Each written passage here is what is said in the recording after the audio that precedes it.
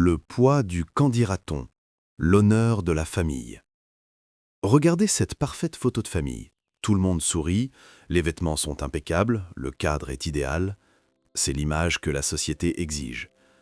Mais que se passe-t-il quand l'un des membres de cette photo est en train de s'effondrer de l'intérieur? Dans une famille saine, on laisse tomber la photo pour aider celui qui souffre. Mais dans les familles gouvernées par le culte de l'apparence, on exige de celui qui souffre qu'il sourie plus fort pour ne pas gâcher la photo. Bienvenue sur le mythe familial. Aujourd'hui, nous allons décrypter la tyrannie du qu'en dira-t-on.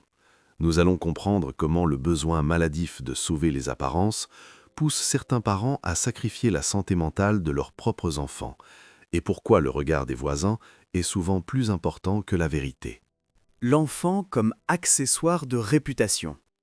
Pour comprendre cette dynamique, il faut comprendre ce que représente un enfant pour des parents narcissiques ou obsédés par leur statut social. L'enfant n'est pas vu comme un individu à part entière avec ses propres failles, il est vu comme une extension de l'ego parental, un projet de relation publique. Ses bonnes notes, son mariage prestigieux ou son travail parfait servent uniquement à prouver au reste de la communauté, le village, l'église, les voisins, que la famille a réussi. Mais cette perfection a un prix terrible. Dès que l'enfant sort du script parfait, s'il fait une dépression, s'il divorce ou s'il choisit une vie hors norme, il devient une menace pour l'honneur de la famille. La trahison de la façade. C'est dans les moments de crise que la trahison parentale est la plus violente.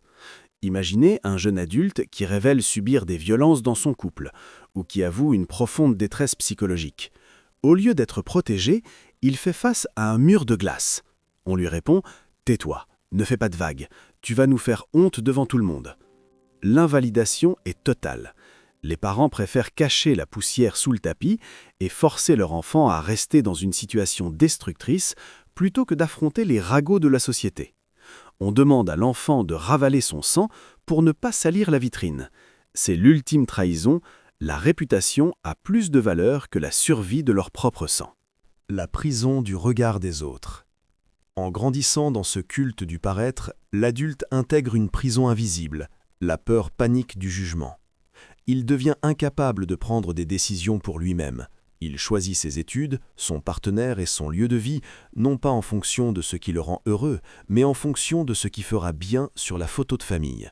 Il devient un acteur de sa propre vie, jouant un rôle pour un public qui, en réalité, ne se soucie absolument pas de lui. Il porte un masque en permanence pour que les autres l'applaudissent, pendant qu'il étouffe à l'intérieur.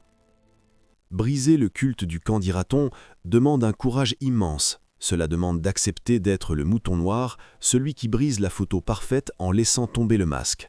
Mais c'est le seul chemin vers la liberté. Les voisins finiront toujours par trouver autre chose à critiquer. Leurs ragots ne paieront jamais vos factures et ne sécheront jamais vos larmes. Laissez-les parler et choisissez votre vérité plutôt que leur façade. Abonnez-vous à la chaîne pour continuer de déconstruire les mythes familiaux et à très vite.